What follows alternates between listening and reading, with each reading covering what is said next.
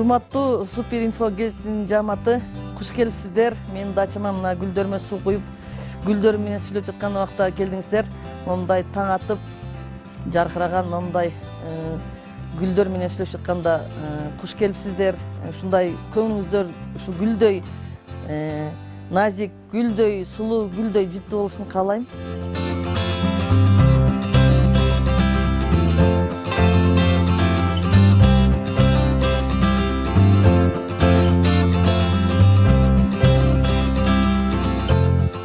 Эми дача болгондон кийин комнаталары кичинекей болуш керек. Үйдөгүдөй чоң болсо ал үйдө ысытыш да кыйын. Кышында ушул 3 этаж кылып салганбыз. Мына жерден от жаксак, баардыгына чейин жетет да отубуз. Анан ушул жерде кызым жатат. Бул жакта сиңдим балдары менен жатат. Кыскасы бул уктай турган комнаталарыбыз. Бул жак болсо Каринанын комнатасы, кичинекей көкүрөк күчүбүздүн жайында келгенде ушул жерде эс алабыз. Анан музыка коюп берем. Музыка менен уктайт. Мен өмүр деген ырымды аябай жакшы көрөт. Мирбек ата экөөбүз ырдан ушуну коюп берип бул жерге уктатабыз. Анан ушул кичинекей комната, кичинекей кызым үчүн.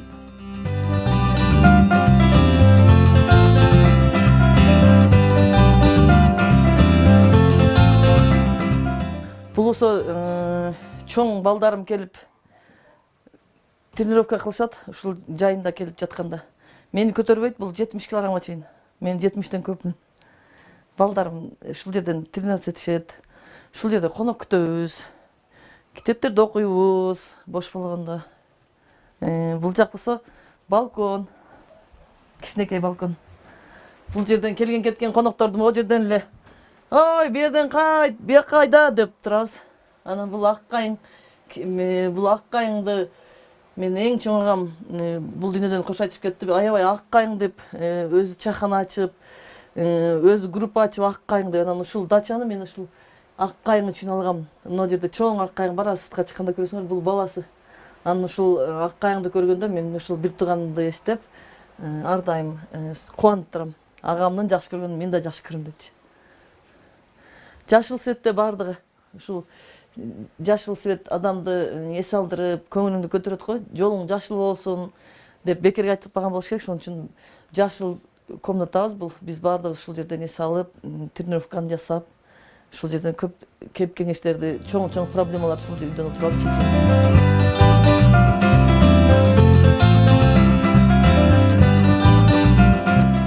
Бул үйдө ошол менен чоң агам бар, Алижан деген. Ошол биринчи жолу кирпич кармап, биринчи жолу ушул үй салышы. Анан салып, шыбаганды билбейм деп баардык жерин мындай неме, эмне деп коет? Пластика, гипсокартон, пластик менен жасап берген. Өзү кирпичтен салынган, анан шыбаганды билбейм деп ушундай кылып баарын ушундай жасап берген. Анан экинчи этажга келгенден кийин 3-чү этажда кылбайлы деп кокусунан эле ушундай кеңешип 3-чү этаж болуп кетип, мына лестницабыз өтө тике. Азыр эң экзотикабыз 3-чү этажда. Жүрүңүздөр.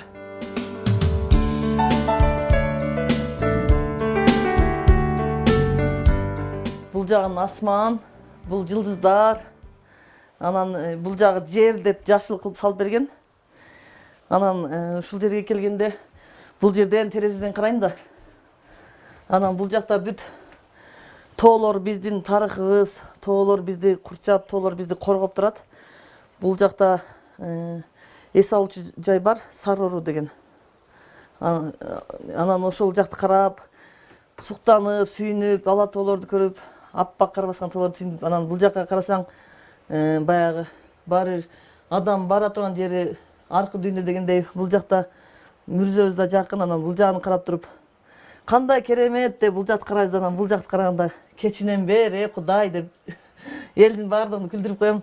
Эң көрсөтө турган жер ушул жер. Коноктор келгенде эле 3-чү этажга чыгабыз деп баардыгы келип, ушул жерден шахмат, шашка ойношот, нарда ойношот. Ушундай үйдү салып берген агама ыраазычылыгымды айтам. Ушундай өзүнүн колу менен, өзүнүн фантазиясы менен салып берди. Баары чыгармачыл инсандардын дүйнөсү башкача болот экен.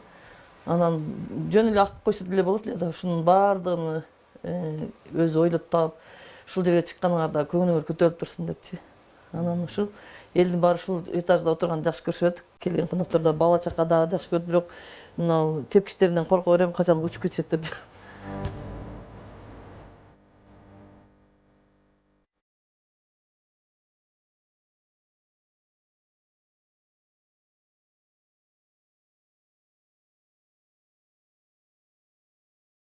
Карина, Карина, юбкасын чечип койгонду тартсыңар да силер да.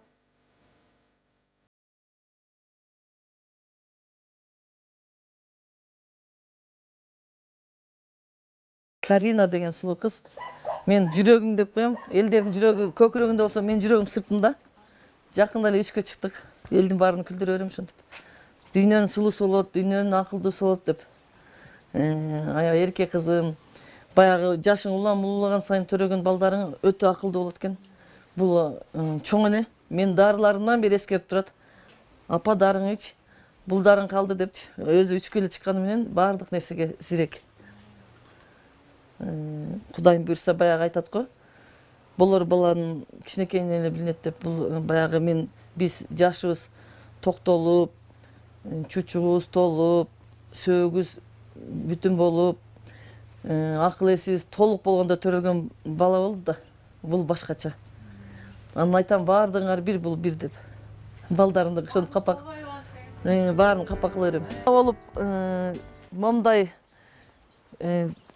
бала деле багып көрүп турмун, эң кичинекей болгом. Анан балапандар деле кандай чоңоюшун билген эмесмин. Мына ушул дачаны алгандан бери момунтип тоокторубуз күркүлдөп, анан бул дагы жаратылыштын закон ченемдүү нерсеси экен деп жумуртка бастырып, момунтип 20дан жумуртка тышкан. Анан өлгөн өлдү, күндү 2ден 3төн жөжөн өлүктөрүн чыгарабыз. Анан жүрөгүм ооруйт. Анан жүрөгүм ооруганда эми билбесем эмнеден, анан эми азыр вет аптекага барып дарыларды алып келип, момунтип булар менен кошо жоголуп кетсе кыжалат болом, кыйналам. Ушул апалары кандай коргосо, мен дагы балапандар менен ушундай корголом. Анан бул жак болсо ошо бир тооктун үйү. Буларды болсо өзүбүз эккенбиз, эми көгөрөт. Тоокканабыз, бул болсо душ, жайкысын, ичине кирсеңер банядай ысык. Аябай жакшы эс аласың. Суусу дагы кандай десем, майлуу составында май бар болуш керек. Бул сууга жуунсаң дагы денең жылма болуп, аябай сонун болот да. Кремдин да кереги жок. Суусу да жакшы. Кашка суу деп бекеринен койгон эмес экен. Бул болсо кичинекей күчүгүнөн алганбыз. Бул питбуль экен деле билбей эле алганбыз. Көрсө питбуль деген аябай баягы адамды тиштесе кое бербейт дейт. Коркуп коебуз, бирок неме бизге үйрөнүп калган, домашний эле болуп калды. Анан аты Торчик. Анан силерге да көнүп үрбөй атат. Анан буга кыз керек. Чоңоюп калды. Эмне эле? Лалафа деп койгойнбу? Тиякта малиналар. Биринчи жолу багышым. Бирок жакшы экен, неме жумуртка сатып албайт экенсиң. Даяр үйдөн чыккан жумуртка, өзүңдүн үйдөн чыккан продукция жакшы болот экен да. Бул малиналар мурда жапай болуп кеткен эле биз алган убакта. Анан ушинтип кыркып үйрөнүп, момунтип малиналар. Мына балдардын баардыгы ушулар көңүлдүү болсо, менин көңүлүм шат болот. Туугандарым келип эс алып кеткенде мен эки эсе, булар бир эсе эс алса, мен эки эсе эс алам. Анан бияк жанындагы жеңем ушул Каринам төрөйүндө атканды эле алып келип алгам, карап бересиз деп. Анан ушул, бул жак болсо сиңдим Гүлира, эжем кызы, бул агам баласы, бул сиңдим балдары. Анан ушул балдар үчүн мына бүт формочкалар менен атайын азыр заманбап кумдар чыккан, момунтип форма кылып алышып ойношот. Ушуларды көрүп, ойноп атканын көрүп, мен эки эсе кубанып, эки эсе эс алам. Ушулар үчүн шарт, бала чака үчүн, өзүм мугалим болгон үчүн педагог деген ар дайым баары балдарды көбүрөөк ойлойбуз. Балдардын көңүлү шат болсо, биздики шат. Ушул балдарым менен мен бүтүнмүн, ушулар менен бактылуумун. Өзүм балдарым болсо жумушта, кызматчылар бардыгы. Акмаралым жогорку сотто иштейт, Темирланыбыз болсо экономика министрлигинде иштейт, жолдошум болсо Газпромдо иштейт. Алар бардыгы азыр жумушта.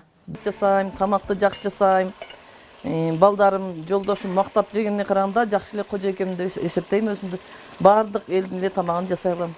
Азыр интернеттен чыгып калды, билбегенибизди дагы билдирип, сезимибизге сезим, билимибизге билим кошкон интернетке рахмат. Туш келипсиздер. Мына өзүмдүн колум менен аш кылдым. Түштүккө ушул ашты дагы сиз кетиңиздер. Урматтуу менин сыйлуу конокторум.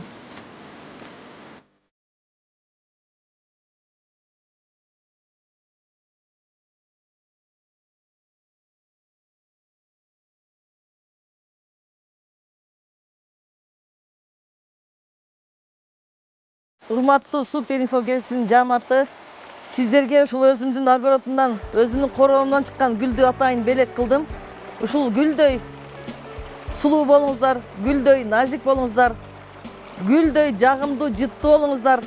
Эмки коноктор үйүмдө, шаардагы үйүмдө күтөйүн. Үйгө келиңиздер.